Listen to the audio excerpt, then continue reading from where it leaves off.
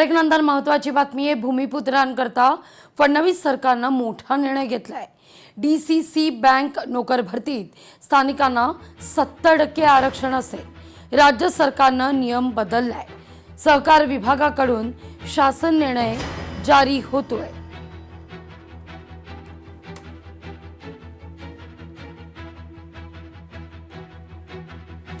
मीरा भाईंदर शासकीय जमीन प्रकरणामध्ये राज्य सरकार सर्वोच्च न्यायालयात जाणार आहे।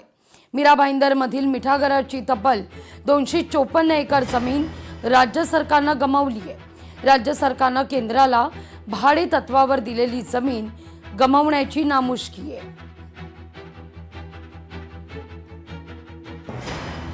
नगरसेवकांनाच नगर परिषद कार्यालयात कचरा फेकलाय। नाल्यांच्या सफाई करता वारंवार तक्रार करूनही दुर्लक्ष आहे। काँग्रेस नगरसेवक राज खंडारे यांनी प्रशासनावर संताप व्यक्त केला आहे।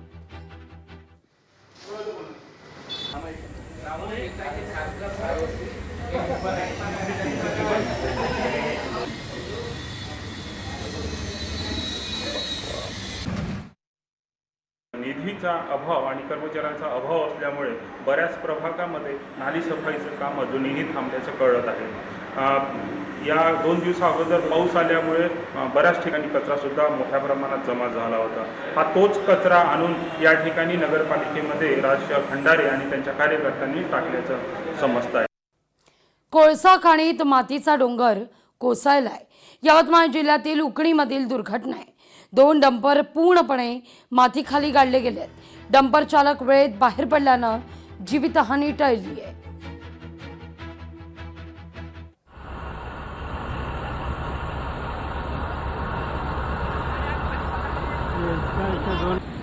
आता काय होतं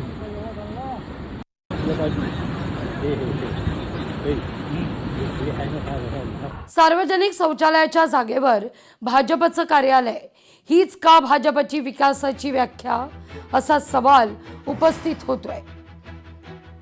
बोरिवलीच्या एकसर या गावातील शौचालयाच्या जागेचं BJP कार्यालयात रूपांतर झालेलं आहे। अखिल चित्रेंनी ट्विट करत भाजपवर या प्रकरणी टीका केली आहे। एकीकडे स्वच्छ भारतच्या जाहिराती, दुसरीकडे सार्वजनिक शौचालयाच्या जागेवर पक्षाचं कार्यालय, हीच का भाजपची विकासाची व्याख्या। बोरिवलीच्या एकसर गावात नागरिकांकरता असलेली शौचालयाची जागा BJPच्या कार्यालयात आणि प्रचार साहित्याच्या गोदामात रूपांतरित आहे। BMCनं नियोजित केलेल्या 18 पैकी 10 शौचालय गायब आहेत। जिथे सामान्य नागरिकांना मूलभूत सुविधा मिळायला हव्या,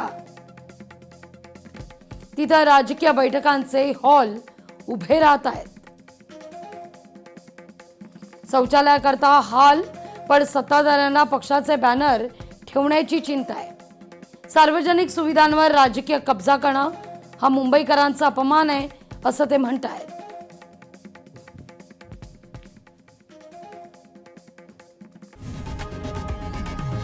लोकशाही मराठी ऐका, पहा, जागरूक रहा।